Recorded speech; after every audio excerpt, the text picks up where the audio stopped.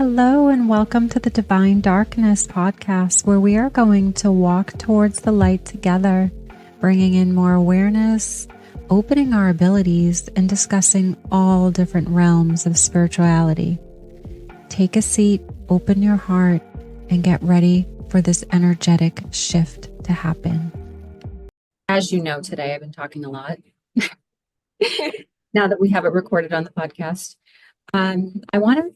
we want to talk about spirit location experiences and the energies that it carries all around. Now, I want to say all around the world, but for me, my experiences obviously are going to look different than someone else's. But from where I've been, I'm going to use what I've experienced and where I have been. Because I know there is so many places, of course, that are in this world that have just such beautiful energies, as far as going there for healing, ventures of just connecting and a deeper, like soul energy retreat, stuff like that. So we know that, but I think hearing people's experiences and what they've gone through in certain places, I think it's important too. Like, I find that a lot of people that are going on their journey where they're like kind of starting to wake up and snap out of the 3D, I feel a lot of the times you're led to go to places naturally. You're led on a journey to travel. You have this like calling to go to places. And that is something that I definitely experienced, and I didn't even realize it at the moment of my life, where I guess, go from the beginning, where I was experiencing at a young child, always knowing that I'd look out my window and know that I just belonged in Florida, or like belonged somewhere that wasn't there. And I'm from Boston. So Salem, Massachusetts, actually, to be exact. And it's just funny because I'm like, there's a lot of history there, right? There's a lot of energy there, but I still always found myself knowing in a deep energy of I'm going to move away. And I remember saying that to so many people throughout my life, all the way up until high school, college, everything. And they're like, it's not going to happen. And I'm like, okay, that's fine. I don't need to prove it to you. And then one day I just decided to get into my car after I was finished. I had a great job. I had everything set. Everything seemed to be kind of aligning. And I just was like, I need to go to Florida. I don't belong. I got to leave. And I just packed my car up and left and went to Florida. And it was the most amazing journey I've ever had in my life. That literally changed every timeline and, version of me in the highest of good. Now, that journey definitely took a struggle, but that's not why we're talking about it. More of like, wow, this has led me where I need to be. Those callings, those inner callings. And Ashley, you were the one who actually mentioned that when I was explaining it to you. You were like, oh yeah, it's an inner calling. Is that what you were calling it, right? It's like being soul drawn to a certain place. Yeah. And I didn't even realize that, to tell you the truth. I just thought it was just so natural that I didn't realize that my soul was actually kind of guiding me until I awoken years later. And when I realized, like, oh, wow, there was a reason why I was being directed, like guided here. And my soul just felt way more complete here, even though my heart was there with my family. I was the only one here. But now my family is here. It's like my own family. And so it's just always been a complete journey. But I noticed throughout my spiritual awakening, the first place I would say that I really transformed my life in a deep transformation was Sedona. Was on that journey in Sedona where I had no idea what I was getting myself into. I went for my sister. Like, this was not planned for me. This was not hey, I'm going on a retreat to go heal myself. I'm listening to spirit, and that's how I live my life typically. I'm listening to spirit. I'm not doing this to get that or find this to do that. I'm just like going with the flow of life, like being a Sagittarius, just going with the flow and being open to receive. And my sisters, like, got this books, everything's aligned, everything, we're doing this and da da da da. So on my way there, I could hear, as I'm sleeping on the plane, a whisper in my ear multiple times calling my name. And I've never, as a medium, experienced something outside of my body calling my name. You Yeah, know, but it it, wasn't it, it was what? it wasn't a good thing. It was a no, it was a good thing. It No, wasn't. I've experienced that, but Oh, mine wasn't good. But we sorry, I can didn't talk hear about that. that I after you.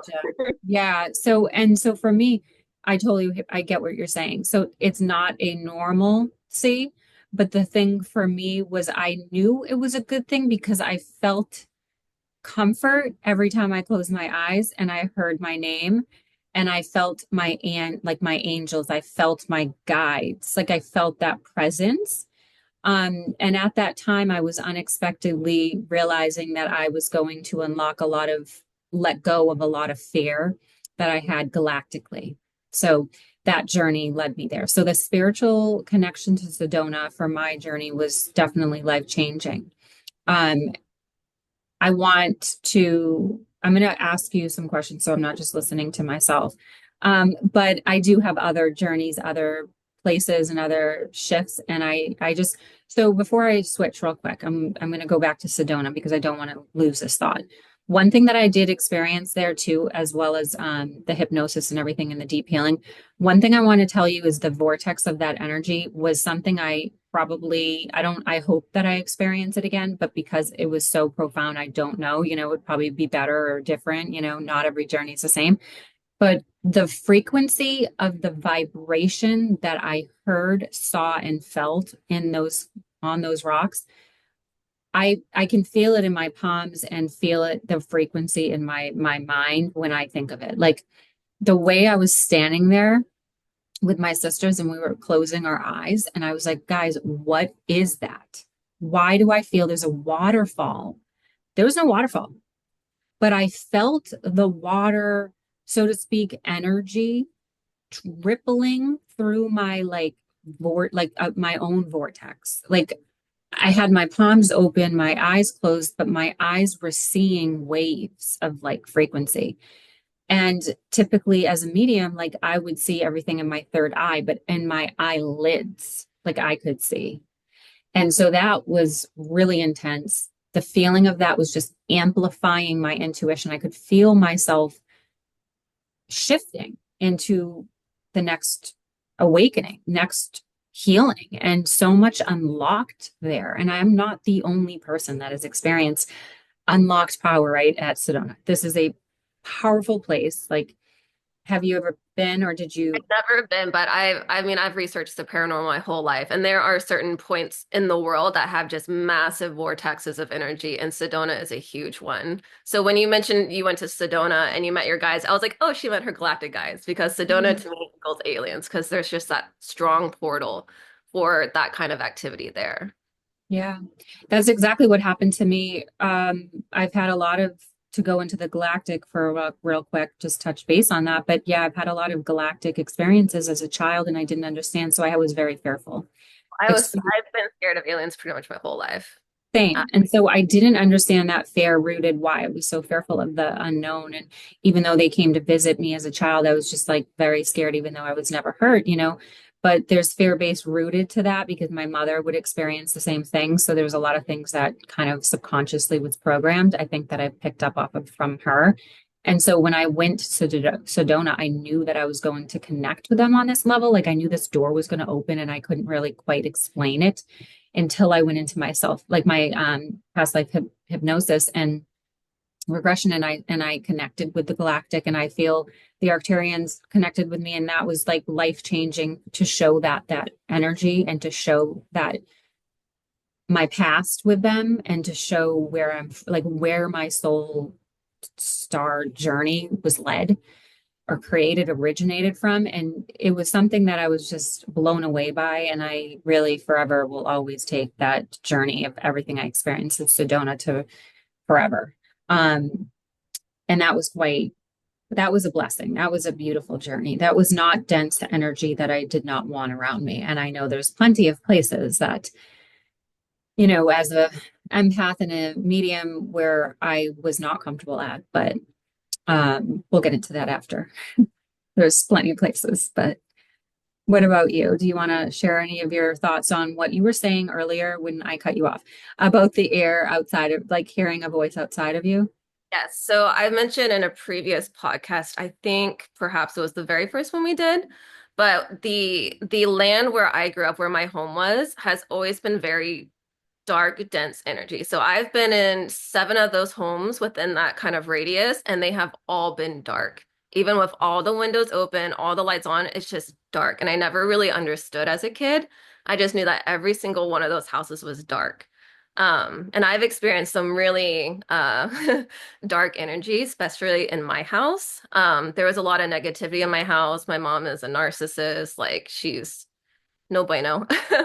But I feel like they were very attracted to me because I was very open. I see things. I'm very good at seeing dark energies in people in areas. And so I feel like they are aware of that and they kind of like fixated on me because I was open and I could feel it and sense it. Um, but there was one time when I was a kid, up until like I was a teenager, but I would hear my mom's voice call me constantly, like her voice. And I would go out and I'd say, "Yeah, what do you want?" And she's like, "I didn't call you." And this would happen over and over and over. And then there was one time they went to the grocery store. So it was just me home by myself. And I heard my mom's voice say, "Ashley." And I was like, okay.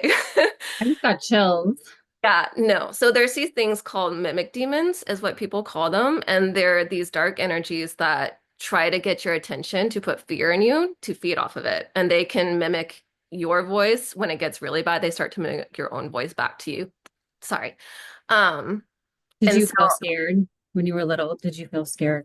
absolutely terrified. But when that happened, I shut it down. I grew up in the church, and so I just called on like Jesus, God, protection, keep me safe. And I used to do that when I was little. When I would feel this dark energy come into my room, I would just stay very still and just pray, pray, pray, pray, pray until it went away. And so at that point, I realized, okay, I need to stop engaging with this thing because it would get more frequent the more I engaged with it. And so, at a point, I would hear it call my name or my mom call my name, and I would just stop responding. And like I would wait, and my mom would have to come to my room, like, "I called you, didn't you hear me?" And I was like, "Yeah, but I couldn't tell her. I didn't know it was her or not." I was like, Mhm. "Oh, yeah, sorry, I didn't hear you." So I just stopped engaging with it. And after I did that, it stopped happening. So Where was this that you said? You grew up this is in where? my childhood home. So on that land, it used to be farmland. Like my dad has dug up like old horseshoes and stuff. And I've always felt like something bad happened on that land. And my best friend actually lived a couple blocks down from me. And she experienced very similar things. She told me one time she was home alone with her brother. And her aunt was pounding on their front door, calling them, say, open the door, it's Auntie, whatever her name was. And she opened the door and no one was there. What is this location? It's like Northwich and Hills, Texas. It's a Texas. Okay. small So you're town. saying Texas. I just didn't know the state. Okay. Yeah. So Um, I'm not surprised, right? No. Texas has so much energy in so many different places. I've been in Texas places that were beautiful. I've been in other areas that were just dark and scary. Like there's a lot of like there's this town where the like Ku Klux Klan is still very active, and I've been in that town. And I remember like we just stopped at a gas station, me and my ex-husband, he's Chinese, I'm white. And we had to stop in that town. I didn't realize the town until after we left. I like Googled it. And I just smiled at this lady, a white lady, and I was like, at the gas station, and she just glared at me. And I was like, we need to leave this town. There's something not right here. And then afterwards, I Googled it and they're like, oh, this is like a Ku Klux Klan active town. Like, this is a sundown town. Like, people of color should not go out at night. Like, it's bad. So there's some other really beautiful, like, I went to Big Bend in Texas. It's down by the border. It's like right on the border of Mexico and Texas. And it's beautiful, but I felt very watched there. There's definitely massive alien activity there. And at that point, I was not comfortable with aliens at all. Nothing happened, but we slept on one of the mountains overnight. And there's just something, I woke up in the middle of the night, there's something like walking around our tent. And I was like, I don't know what that is, but I don't like it. Interesting. Yeah, it's interesting because I think the land, right? There's so much land or so much location that we don't realize that experiences that have had happened. And it's interesting to me when I think back of why it brought me to Florida. And I do feel a really strong connection with Native American energy. And I know that St. Augustine, which is not far from where I live, has led me to explore that and realize that. And the land, I just recently was there. Um, the connection there, it's one of my favorite places, and the honoring of it, and just the whole energy there of all, just so much happening. Um, it was definitely a spiritual experience in a good way for me. And I think there's so much history, and I think it's just slightly irritating when there's the energy that they create there is the dense energy of let's go on ghost hunting. I'm not saying anything's wrong with that. What I'm saying is when they make it something that it's kind of negative, right? It's like a scary thing. I don't like fear-based things, so I just feel like why not honor it? Why not go there and connect and honor them? Maybe they need a little comfort or whatever. If you're working in paranormal activity, I think that there's certain intentions that you need to follow. I do not do that, so I don't know, but I'm just saying I feel like to me that feels more authentic and light. It feels more safer and more comforting. And so when I was there, that's really how I felt. And another location which led me to was feeling into that was Savannah, Georgia. And that was probably the most activity I've ever experienced in such a short period of time. And it was one of the most friendliest feelings.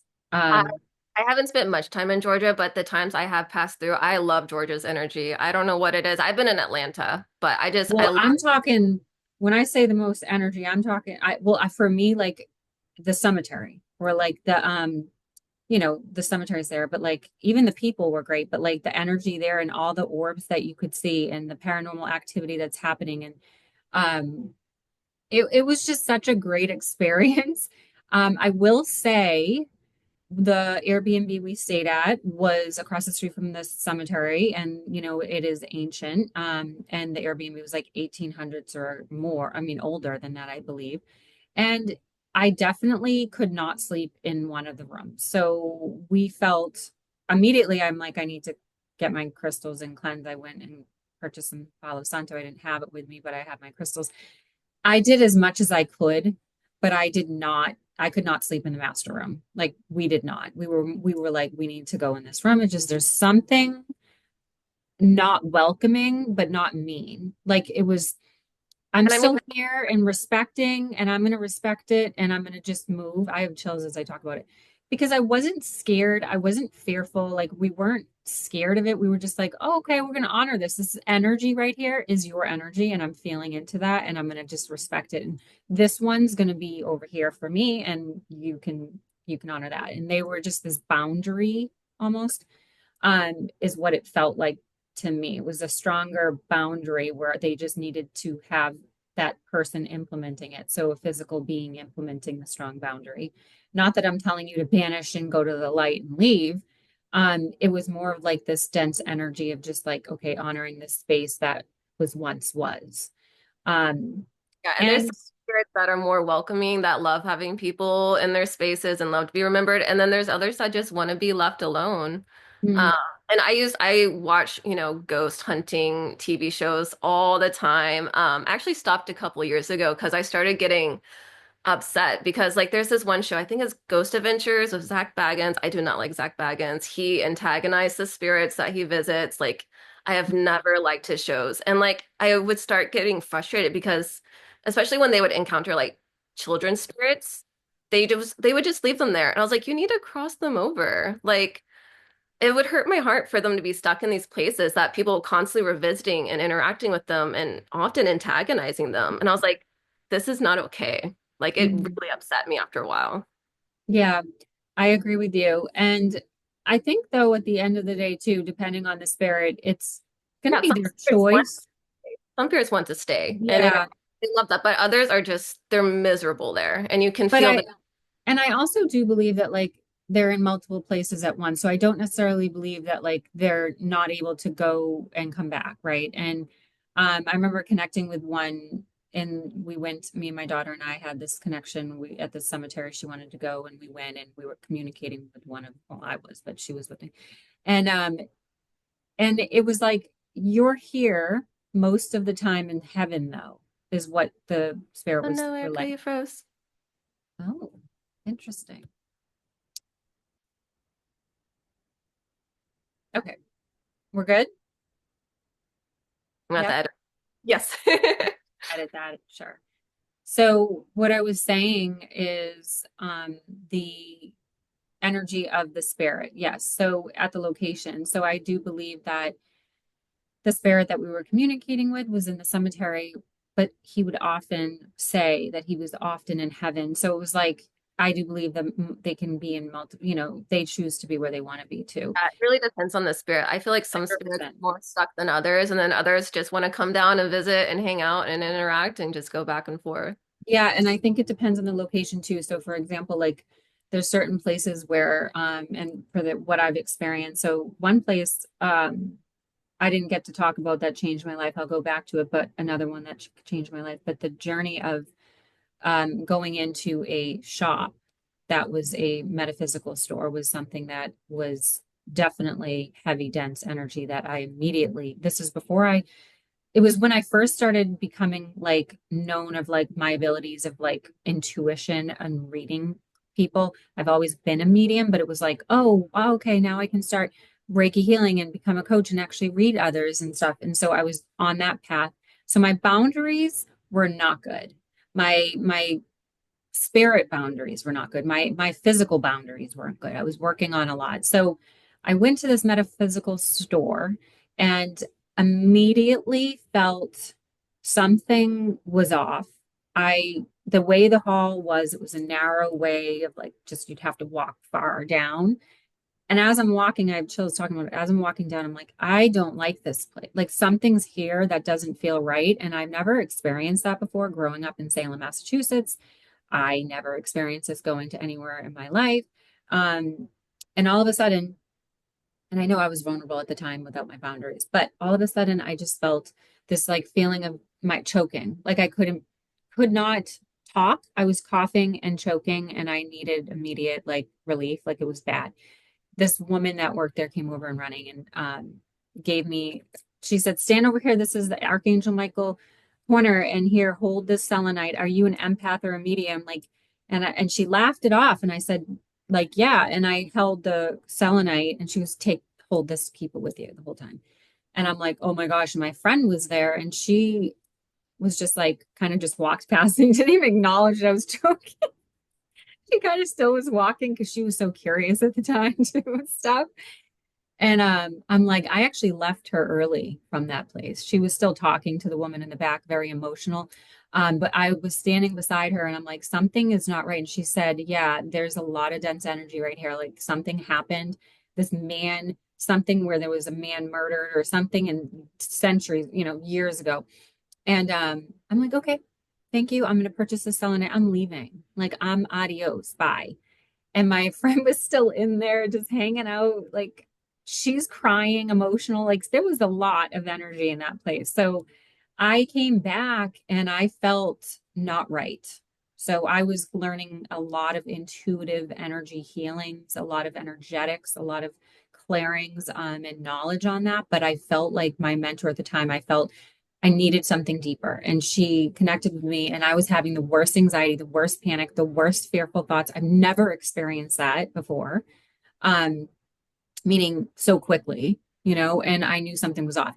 And she did a clearing on me, connected, and she was like, whatever that was, 3, 4 days later, she goes, whatever the hell that was, I carried it with me and it was not good. She was, I feel so bad that you had to carry that. I am so sorry that you experienced that. Like she knew how dense it was and how heavy it was. It was a spirit trying to release, trying to go to the light. Now, I am one to know as a medium that we all have that chance. We all have that opportunity to go to the light. Like I know that. And I feel this male particularly might have been kind of stuck a little, hoarded a little because of this woman continuously objecting his energy in this reference, almost like a theater show of like, come in, lure me in. Like that's why I don't like when I'd go to Salem and everything was so fake. Everything was so, let's keep all this negative energy and dense energy here for money, for amusement, for your show. We're not here for your show. We're here for intentions of brighter things, not for your dark, dense energy. And so that's why I just had that experience and I looked at it so differently in certain places. So that was one of my negative experience that I had, but we did release this energy and it did not happen again. So yeah, that was pretty profound for me. And I think that shows like that's how people get attachments and they don't even realize it, especially like, people who are really dark mentally spaces, people who abuse substances, like they get attachments and they don't realize it. And you hold this energy and you don't know how to let it go. 100%. And that's a great point because that's why energy clearings is so important because you need to know how your energy feels. You need to know how your own body feels. And if you're someone in this darker mental space and you're not getting the assistance or the support that you need, you will be vulnerable to heavier, dense, dark energies. So when you are around certain things, it almost feels like you, right? Like that's how the spirit energy of that would work. Like that's how it would work. It's like these attachments that weigh on you that you think you own and carry. It's not you. It's outside of you that's weighing you down. It's that mental space too that you think it's part of you. And I knew it wasn't part of me because I don't experience such heavy anxieties.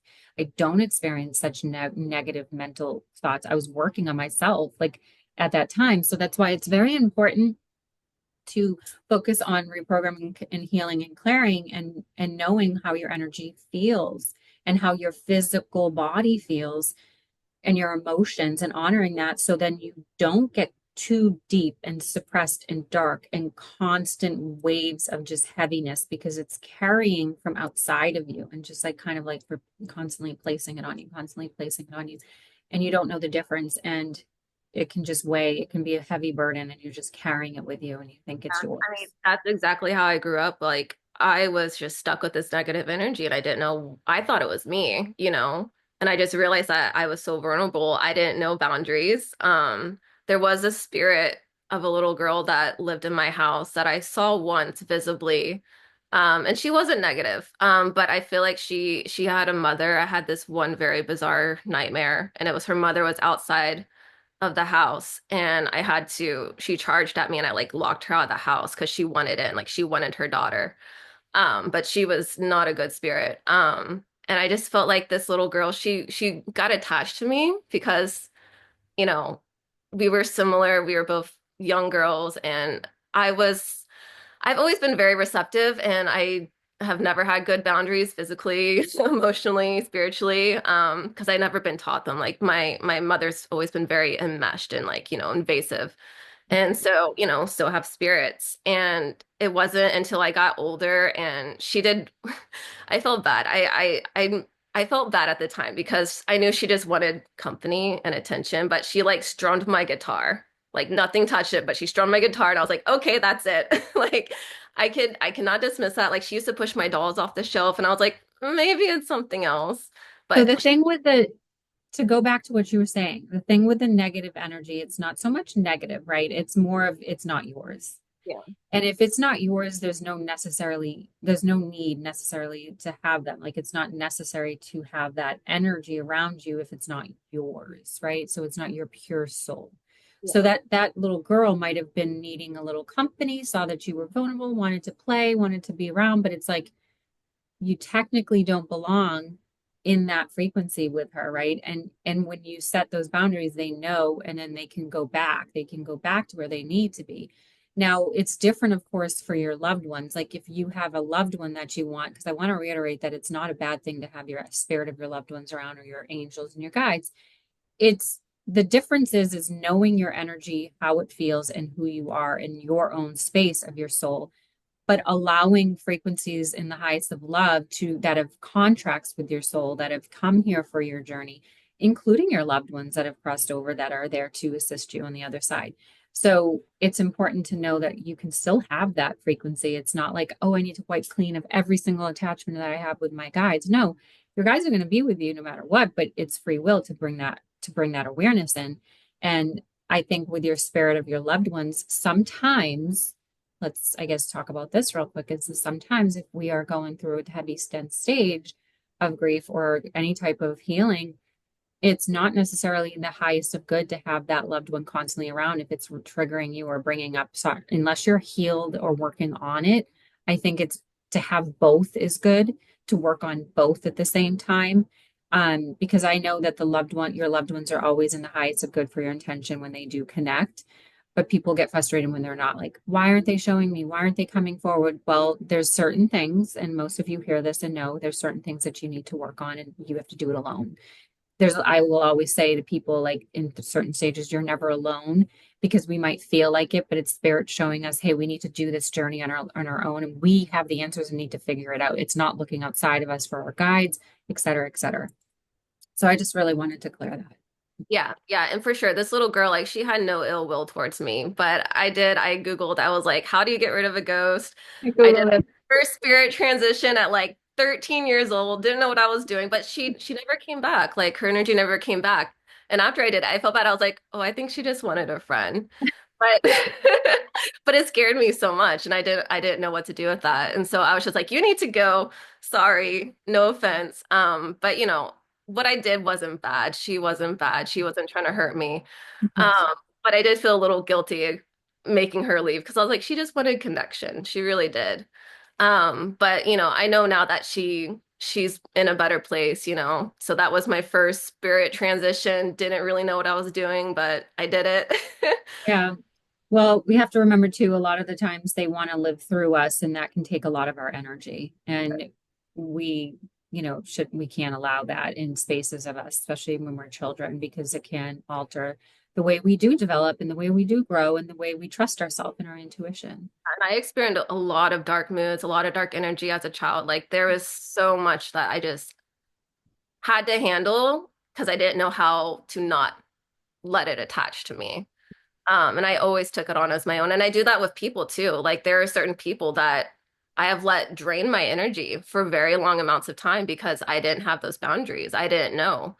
And, for me, I've always been a bright light, but I've always felt like I had to hide it because I feel like when I do show it, people tend to come and try to siphon it, if that makes sense. Mhm. And so I think the darkness has also been protective for me. So I've used it to hide my light from people because people would take advantage of it a lot. And I didn't know how to keep them from doing that until, I don't know, 2 years ago, really, honestly. It's taken that long. I'm 33 now. It took me 31 years to figure that out. And you know what? Most people don't. And you know what? There's no age on that, right? Because people at any age can come to that clarity and experience it, and hopefully it's not too, later. It's like later, better later than never. And at the end of the day, it's like your journey was supposed to be the way it was, and I think you carry the light and dark the way you're supposed to.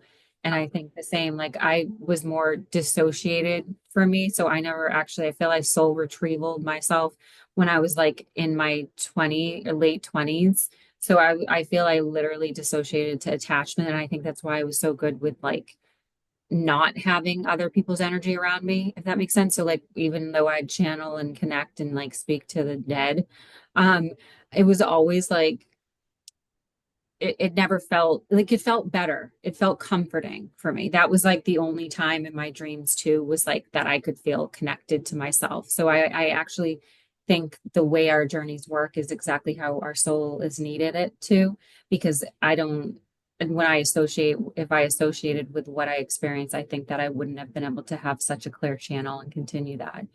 And I think when I reintegrated my awareness to that, that's when I started my boundaries. That's when I was like, oh, whoa, I have my own voice. Oh, whoa, this is my own body. Like, oh, this is how it works, like my intuition. And this is why. But I feel like it's just such a cool thing. I was talking about this and earlier with you, of like how, every birth is so different and we expect it to be the same, but like every journey of our lives and every soul that connects, it's always so different, but so similar.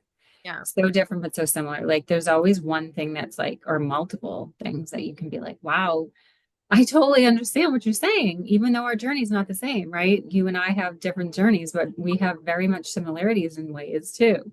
And we have always been in like that state of like balancing, back forth balance. Like, I was there for you in your journey to find the light. You've been in there in my journey while I'm finding the darkness. And it's like this connection of like, oh my gosh, the reality of this rebirth. And um, it's really honoring when you think back of your journey and what you've experienced. And I think locations, going back to that, does matter where you've been and how your journey has awoken, and it's so customized. So to go from the beginning as well, for me, I would say when I stopped dissociating from my gifts and like really soul retrieval was when I went to Casadega. So that's in Florida, by Orlando. And it's definitely a spiritual community. Now, I haven't been back in about 5 years, maybe seven, actually, yeah, like about 5 or 6 years.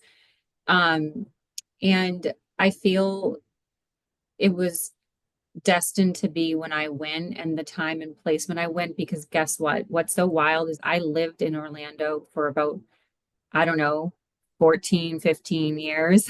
When I moved from Boston, never once did I go to Casadega. It was right there. Never did I get a calling to go.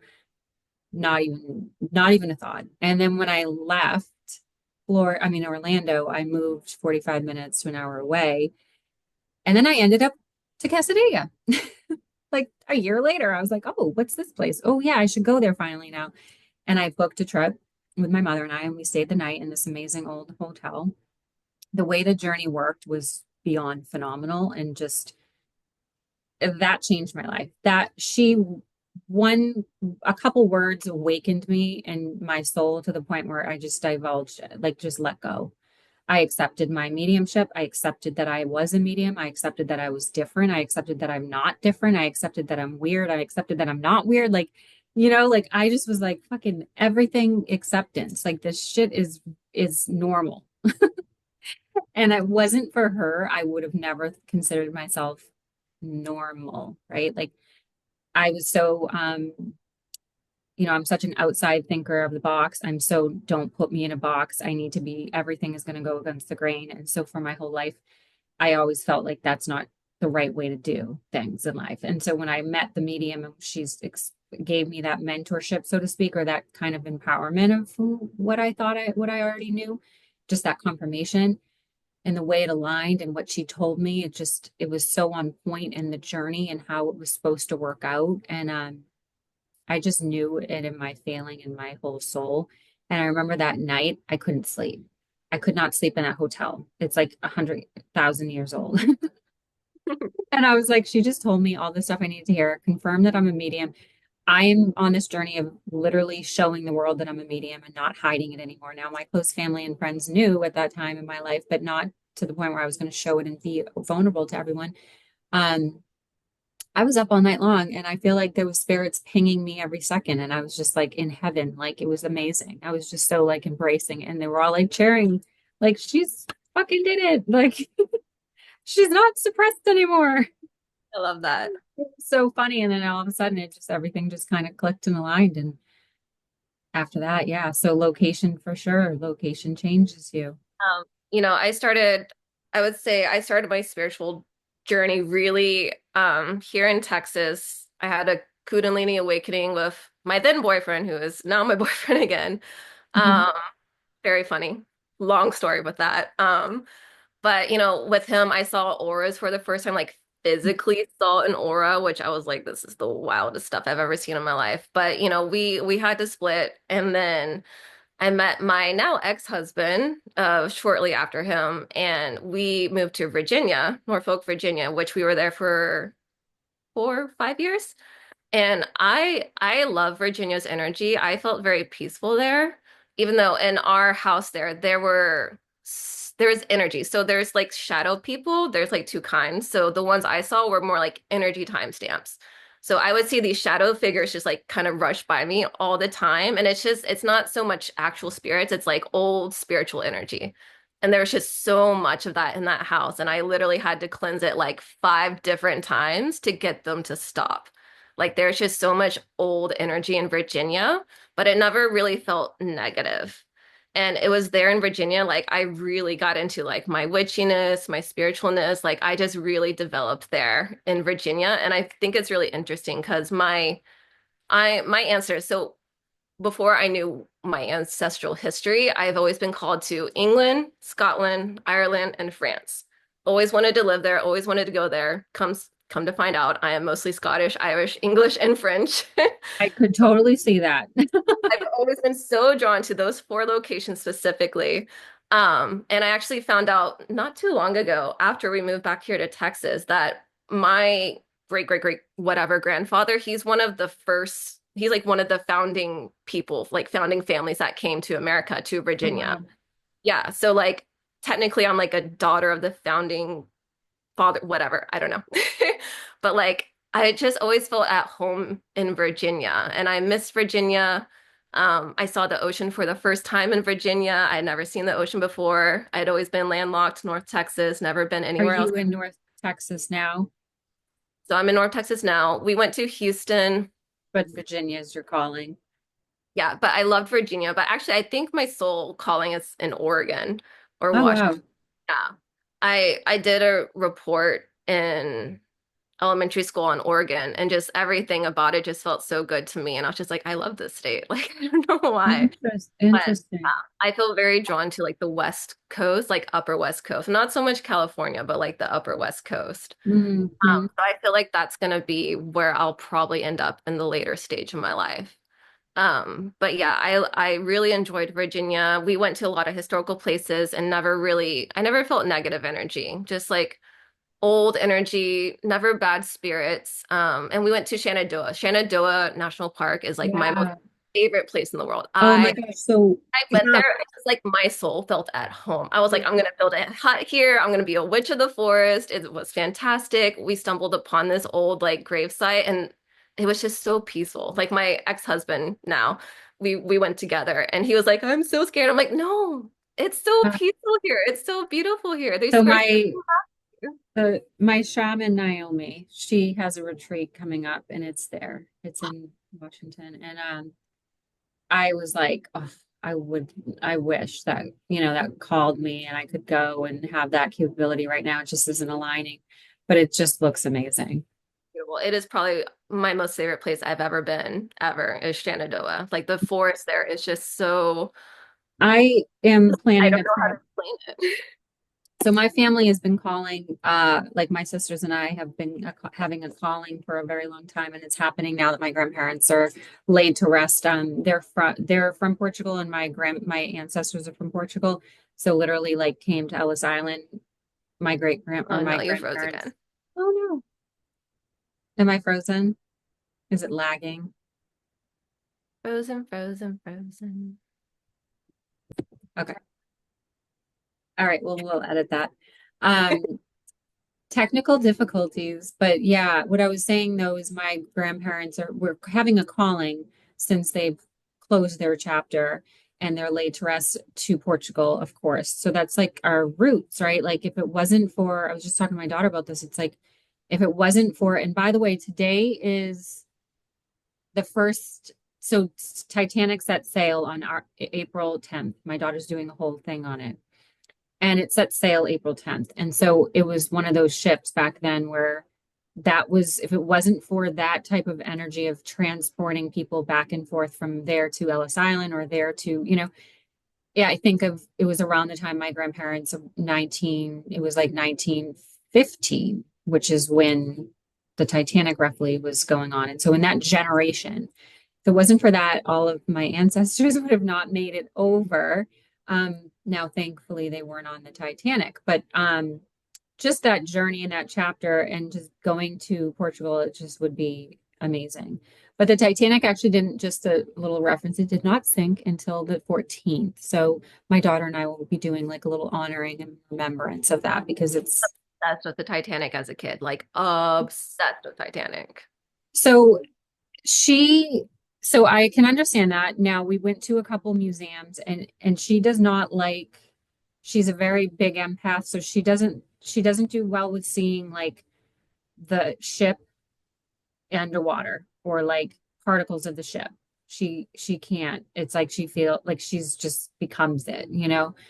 And I noticed that when we go to like we went to space the Kennedy Space Center and there's a memorial there for a lot of the spaceships and the shuttles, not spaceships, but the shuttles.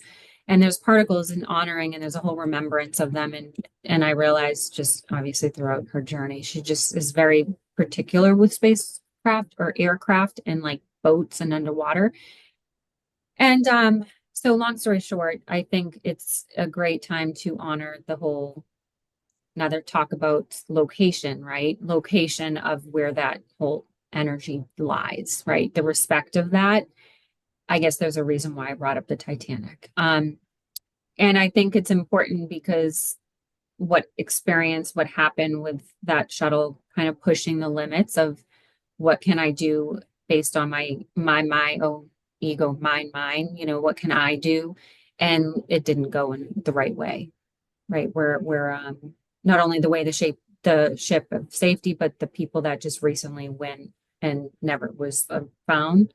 So it's like pushing the boundaries of places and locations, and instead of respecting and honoring. And it's like if it's not meant to be, it's not meant to be. Those areas and things like that. Like people don't hold respect for these spaces, and then, sometimes negative things happen. And I feel like that kind of, things like that kind of feed into the energy of a land a lot. So I feel like when something tragic happens, that area can become more susceptible for even more tragic things to I happen. agree. Because And I like agree. so in my childhood home in that neighborhood a few years ago, there was a father who killed himself and his two children, like 2 streets down from my house. And that just kind of confirmed for me, like, there is negative energy on that land. Like, there is something bad. So you make me think about that. So about 3, 4 years ago, now that we're talking about location and land and where we live, I have chills. About no, it's been longer. Let's say 5 years. I was driving and I'm like, what is going on and why do I feel the urge to like go home? And I got home. My mother-in-law was watching my daughter at the time and at home. And I couldn't come into my gated community. And I was like, yeah, you letting me the fuck in. My daughter's there because the police were all around. And I'm like, sorry, you can escort me, but we're going in. So they thought they didn't know what was going on because it would just happen and they just got the call. But so I understand why they were concerned, but they let me go through and helped me, assist me. But at the time they didn't want to because they thought there was a gunman on loose, but it actually wasn't a gunman. He shot himself in the backyard. He had 2 kids and a family, like great person, like no need for like, I guess, long story. So that was freaking wild because I was like, something was telling me I need to go home. What's this feeling? Why? And so vaguely can think of it, feel it, but it wasn't, I detached from it. I didn't realize the location at the time. Not long after, not long after, 3 houses down. Now I live in this is about, let's say 8 houses in this community. A young boy committed suicide. And I just was like, this is when I was spiritually awakening. This is when I was like, really, like, let's say 5, 6 years ago, I opened my business then. Like, I was just learning all this stuff and I just didn't know what was going on outside of my energy, right? Like, and all the stuff I was just so focused on, like, my own energy, my own, like, which is important to do. But I never realized the location of where I was around and what was going on until you just clicked in my mind. And I had to, like, whoa, you're right. Like, that's dense. Like, now I've never lived anywhere with things like that I experienced. And I've lived a lot of places and like, I don't know what the location is here, but to me, this is Lakeland. So I live in Lakeland, which is very much open land for years. Nothing was really there, like it was all orange fields, whatever, orange trees and stuff. So I don't know. I think there are certain links to certain things, and I think energy can go off of certain spaces and things can happen and tragic things can happen in alignment. And, I think it can definitely affect others, ripple effect, right? And talking about the dense energy, it can be a good thing or a bad thing on how you receive it and perceive it. And so, like, going into a different topic would be bringing up I know we're probably over time, but bringing up like Trade Center, like the World Trade Center, thinking about that location. That really triggers me when people so it's been a really honoring space. Like I will say that. Like that is a honoring space. We are honored 9/11. Like that location, I feel, has been honored. I feel that location is continuously still. But what really triggers me and does something to my energy is when it is 9/11 memorial, people are posting legit pictures, talking and showing the legitimacy of the imagery of what we experience. And now I don't know if that's my own trauma because of what I experienced as a teen, but like that is, in my opinion, as a medium, unacceptable. Like that's someone's family. You're posting it like it's nothing, and not even saying it's nothing, but there is other ways to honor someone instead of showing their death, showing their passing. I think An image even that I see like of the person falling, like I that's can't. seen so often, and it's just They it did is it to, it's a shock. It gets your attention, and yeah, it is disrespectful for sure. very. So it happened to my daughter, and she couldn't sleep for 3 nights. Yeah. And I'm like, can you like that is a fearful thing to do to people and to be like that to others. I think it's like it's so disrespectful. So I think the honoring of it has been social media disrespectful, but I think the honoring of the location has been respected. Um, but there's just a lot to be said about places that I think it depends on the dense of the energy of what you're honoring, what you're showing up for, what your intentions are, and how you are experiencing that, you know, emotion and to what. So I think I feel like I got everything out. I don't know. I feel like there's so much more, but it's like, I will say there is one more experience. So I've always wanted to be a medium and didn't think I could be, but looking back, I was like, oh, I have channeled spirits before. But there was one time before I really became awoken. It was an Airbnb that we stayed at for I was gonna get married the next day. And we came to this house and we were staying there. And my ex-husband and his parents went off to run some errands, and I was like about to take a shower, and I walk into the bathroom and I just feel a man watching me. It's this old white man, white hair watching me. gotta be careful because the Airbnbs happen to have that. And so I was like immediately uncomfortable. I did not take a shower. My ex-husband came home and I was like, "Do you know anything about this place? Like the owner, do you know anything about them?" He's like, "Oh, well, the guy told me that he just inherited this house from his dad." And I was like, because his dad passed, and he was like, yeah. And I was like, is the guy white? And he was like, yeah. And I was like, can you ask the guy what his dad looks like? I'm sorry, this is strange. Can you just please ask him? And he was like, okay. Like he's always known I'm very in tune. And he was like, oh yeah, like his he has a picture of his dad like in this other room, and I saw it. I was like, that's the man I saw in my head watching me take a shower. And it Mm, wasn't negative. It was just like kind of invasive. And maybe it was more so like I was invading his space. And so like he was like, what are you doing in my space? yeah. Yeah. And so Yeah. that was bizarre. That's really interesting. Thankfully, I've never experienced anything like that. I feel And I most of the time it's like wanted to they, go what was, back because like you said yeah, you've always been very detached, so you've able to keep those boundaries. I've always been, I feel everything and everyone immensely, always have. And I feel like that's why see, I I've felt, gotten all different kinds of, I've gotten very positive energies, very dark dense energies because I think it's so funny because, everything. and I think it's so, once again, there you go, showing us our do like different opposites because I feel though like my spirit boundaries have always apparently been implemented. Like I feel like with spirit, I was very never scared, always felt great. Like it was like my go-to, like just kind of dismiss myself and go to like the other side. Where here in the physical, I was always like feeling every energy of people. So I did not like that.